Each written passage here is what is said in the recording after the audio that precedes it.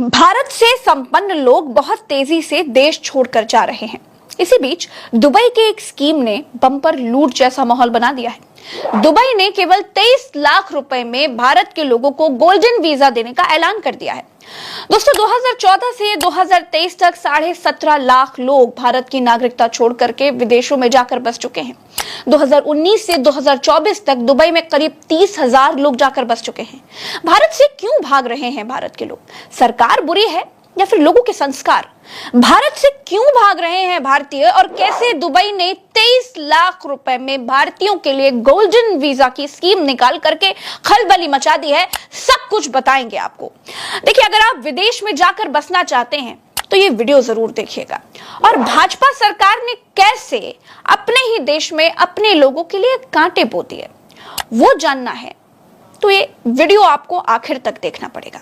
तो चलिए शुरू करते हैं।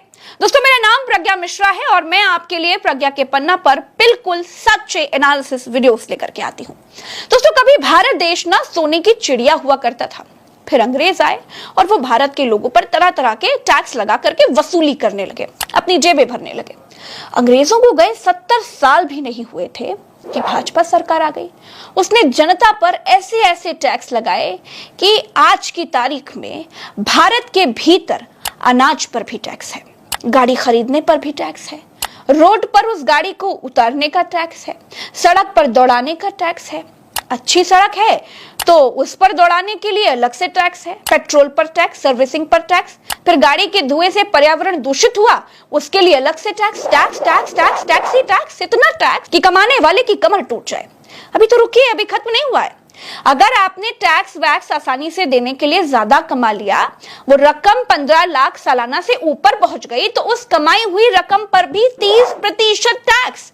यानी कुल मिलाकर के आप इसे ऐसे समझिए, कमाने पर भी टैक्स, खाने पर भी टैक्स, खर्चने पर भी टैक्स। दोबारा से समझिए, जमीन खरीदेंगे तो stamp tax, court tax, TDS tax, income tax, खरीद लेंगे तो हाउस टैक्स, वाटर टैक्स, बिजली के बिल के साथ भी टैक्स, टैक्स पर भी टैक्स, जमीन बेचने के लिए निकलेंगे तो मुनाफे पर भी 20 से 30% टैक्स। जिस पैसे को पहले ही आप 30% टैक्स देकर कमाए हैं, उसी पैसे को mutual fund, real estate fund, target date fund या फिर इन्वेस्टमेंट में लगा दिया तो उसकी कमाई पर भी टैक्स पड़ेगा। कहीं आप फैक्ट्री या फिर उद्योग वगैरह खोलने के लिए निकल पड़े तो भैया आपके ऊपर इतने टैक्स लगेंगे कि आपकी सिट्टी पिट्टी गुल हो जाएगी।